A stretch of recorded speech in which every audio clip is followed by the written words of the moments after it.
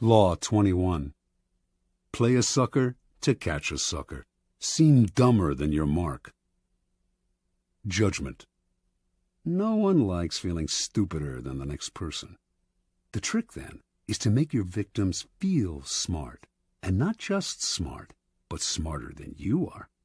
Once convinced of this, they will never suspect that you may have ulterior motives. Observance of the law. In the winter of 1872, the U.S. financier Asbury Harpending was visiting London when he received a cable. A diamond mine had been discovered in the American West. The cable came from a reliable source, William Ralston, owner of the Bank of California, but Harpending nevertheless took it as a practical joke, probably inspired by the recent discovery of huge diamond mines in South Africa.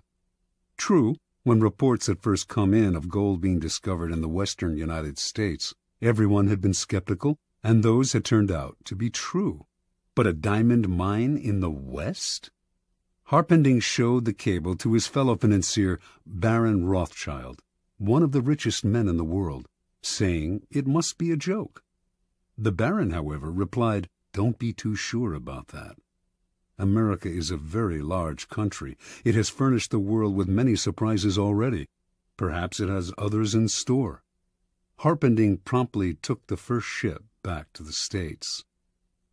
When Harpending reached San Francisco, there was an excitement in the air, recalling the gold rush days of the late 1840s. Two crusty prospectors named Philip Arnold and John Slack had been the ones to find the diamond mine. They had not divulged its location in Wyoming, but had led a highly respected mining expert to it several weeks back, taking a circular route so he could not guess his whereabouts. Once there, the expert had watched as the miners dug up diamonds. Back in San Francisco, the expert had taken the gems to various jewelers, one of whom had estimated their worth at $1.5 million. Harpending and Ralston now asked Arnold and Slack to accompany them back to New York, where the jeweler Charles Tiffany would verify the original estimates. The prospectors responded uneasily. They smelled a trap. How could they trust these city slickers? What if Tiffany and the financiers managed to steal the whole mine out from under them? Ralston tried to allay their fears by giving them $100,000 and placing another $300,000 in escrow for them. If the deal went through, they would be paid an additional $300,000. The miners agreed. The little group traveled to New York, where a meeting was held at the mansion of Samuel L. Barlow. The cream of the city's aristocracy was in attendance. General George Brenton McClellan, commander of the Union forces in the Civil War, General Benjamin Butler, Horace Greeley, editor of the newspaper The New York Tribune, Harpending, Ralston, and Tiffany. Only Slack and Arnold were missing. As tourists in the city, they had decided to go sightseeing. When Tiffany announced that the gems were real and worth a fortune, the financiers could barely control their excitement. They wired Rothschild and other tycoons to tell them about the diamond mine and inviting them to share in the investment. At the same time, they also told the prospectors that they wanted one more test. They insisted that a mining expert of their choosing accompany Slack and Arnold to the site to verify its wealth. The prospectors reluctantly agreed. In the meantime, they said, they had to return to San Francisco.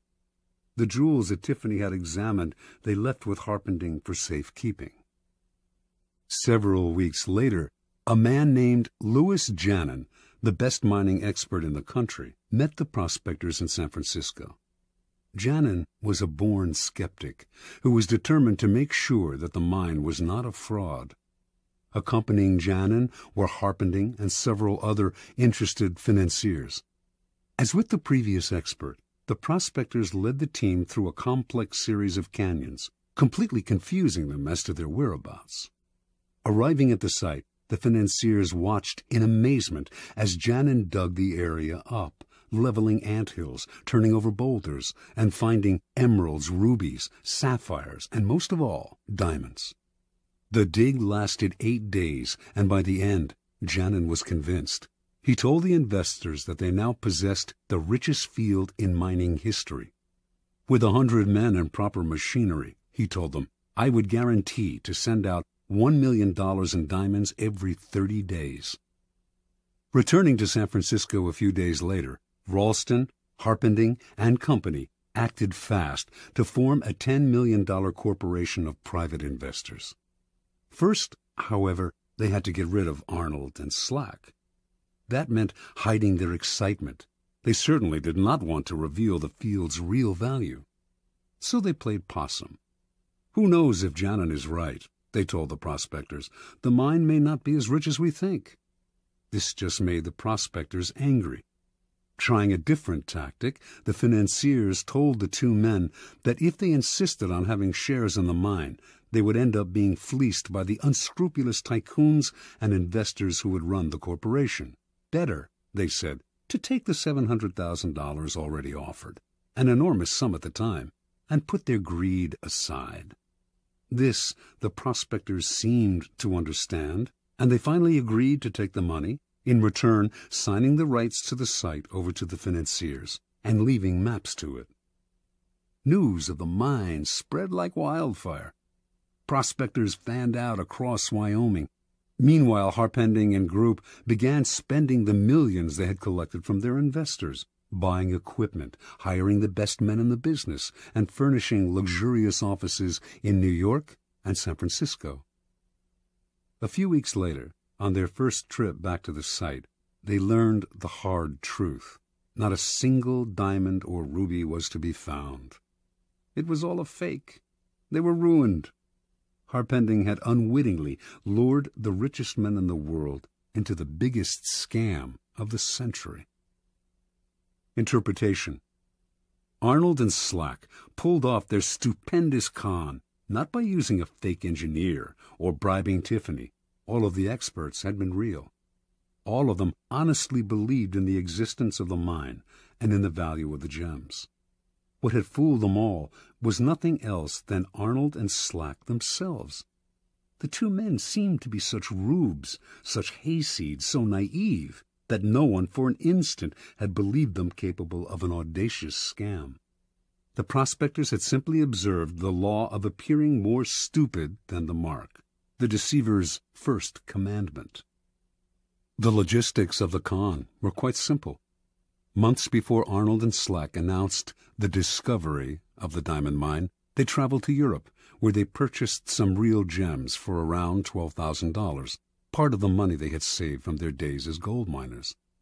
They then salted the mine with these gems, which the first expert dug up and brought to San Francisco. The jewelers who had appraised these stones, including Tiffany himself, had gotten caught up in the fever and had grossly overestimated their value. Then Ralston gave the prospectors $100,000 as security, and immediately after their trip to New York, they simply went to Amsterdam, where they bought sacks of uncut gems before returning to San Francisco.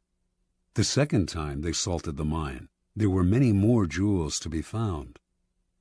The effectiveness of the scheme, however, rested not on tricks like these, but on the fact that Arnold and Slack played their parts to perfection. On their trip to New York, where they mingled with millionaires and tycoons, they played up their clodhopper image, wearing pants and coats a size or two too small, and acting incredulous at everything they saw in the big city. No one believed that these country simpletons could possibly be conning the most devious, unscrupulous financiers of the time. Keys to power. Given how important the idea of intelligence is to most people's vanity, it is critical never inadvertently to insult or impugn a person's brain power. That is an unforgivable sin, but if you can make this iron rule work for you, it opens up all sorts of avenues of deception. Subliminally reassure people that they are more intelligent than you are, or even that you are a bit of a moron, and you can run rings around them. The feeling of intellectual superiority you give them will disarm their suspicion muscles.